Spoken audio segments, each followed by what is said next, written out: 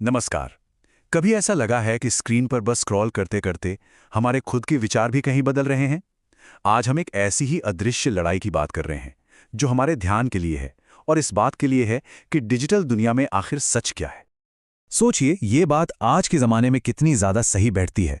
एक ऐसी दुनिया में जहां राय को सच बनाकर परोसा जाता है, ये समझना कि किस पर भरोसा करें पहले से कहीं ज़्यादा ज़रूरी हो गया है। पर सवाल वही है कि हम ये करें कैसे? अब इस सवाल का जवाब ढूंढने के लिए हमें थोड़ा अंदर झांकना होगा, मतलब अपने दिमाग के अंदर। तो हमारा पहला पड़ाव ये समझना है कि हमारी डिजिटल जिंदगी असल में हमारे सोचने के तरीके को कैसे बदल रही है। पता है, हमारा दिमाग ना एक तरह से एक मांसपेशी जैसा ही है। हम जिन विचारों या जानकारी का जितना ज्यादा इस्तेमाल करते हैं, दिमाग में वो रास्ते उतने ही मजबूत होते जाते हैं। इसी को न्यूरोप्लास्टिसिटी कहते हैं। और इसका सीधा सा मतलब ये है कि हमारी ऑनलाइन आदतें सचमुच हमारे दिमाग को एक नया आकार दे रही हैं। तो ये एक ही सिक्के के दो पहलू हैं। जिस टेक्नोलॉजी ने हमें दुनिया से जोड़ा है, वही हमें इसकी लत भी लगा सकती है। ज्ञान का वो विशाल भंडार देखते ही देखते गलत जानकारी का एक ऐसा चक्रव्यूह बन सकता है जिसमें हम खो जाएं।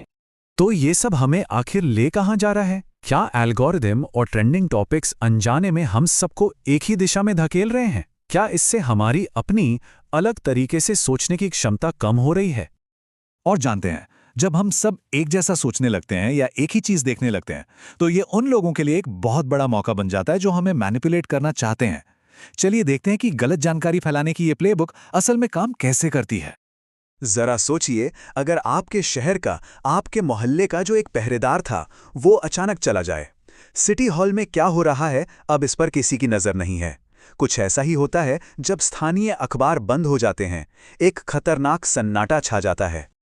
और ये सिर्फ कोई ख्याली बात नहीं है, नहीं, इसके असली नतीजे हैं। स्टडीज बताती हैं कि जब स्थानीय समाचार खत्म होते हैं तो लोगों का अपने समाज से जुड़ाव भी कम हो जाता है, वोट देने वाले कम हो जाते हैं और भ्रष्टाचार बढ़ने की आशंका भी बढ़ जाती है।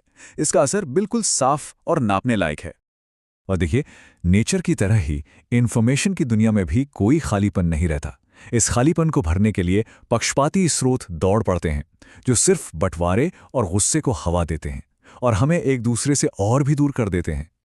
ये सब हमें एक बहुत ही पेचीदा सवाल पर ले आता है। अगर हमें इस समस्या को सुलझाना है तो पहले यह समझना होगा कि लोग असल में देख और सुन क्या रहे हैं। लेकिन इसे मापना अपने आप में एक बहुत बड़ी चुनौती है। और इस चुनौती की गहराई को समझने के लिए चलिए एक ऐसी जगह चलते हैं जिसके बारे में शायद हम सोचेंगे भी नहीं। भारत में टीवी रेटिंग्स की दुनिया। जी हां, ये दर्शकों को मापने की मुश्किलों का एक बड़ा दिलचस्प केस स्टडी है। अब देखिए, ये पता लगाना कि कौन क्या देख रहा है, ये कोई बच्चों का खेल नहीं है। वाटरमार्किंग हो या ऑडियो मैचिंग, हर तरीके के अपने फायदे और नुकसान हैं। यहां बात कोई एक परफेक्ट तरीका ढूंढने की नहीं है, क्योंकि वो शायद है ही नहीं। और सही डेटा पाने के लिए आपको बहुत बड़े लेवल पर काम करना पड़ता है। कितना बड़ा? भारत का लक्ष्य है अपनी टीवी रेटिंग सिस्टम के लिए पूरे 1 लाख घरों का सैंपल।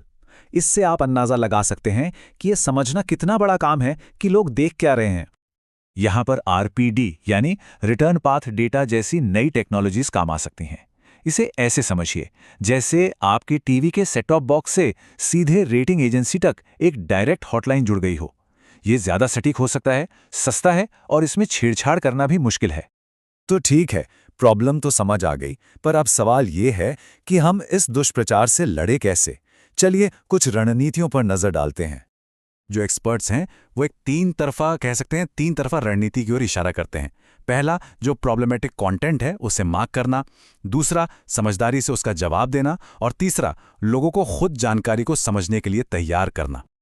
अब ये जो कंटेंट पे वार्निंग लेबल लगाना है ना, ये थोड़ा ट्रिकी मामला है। ये मदद तो करता है, लेकिन इसका एक अजीब साइड इफेक्ट भी हो सकता है।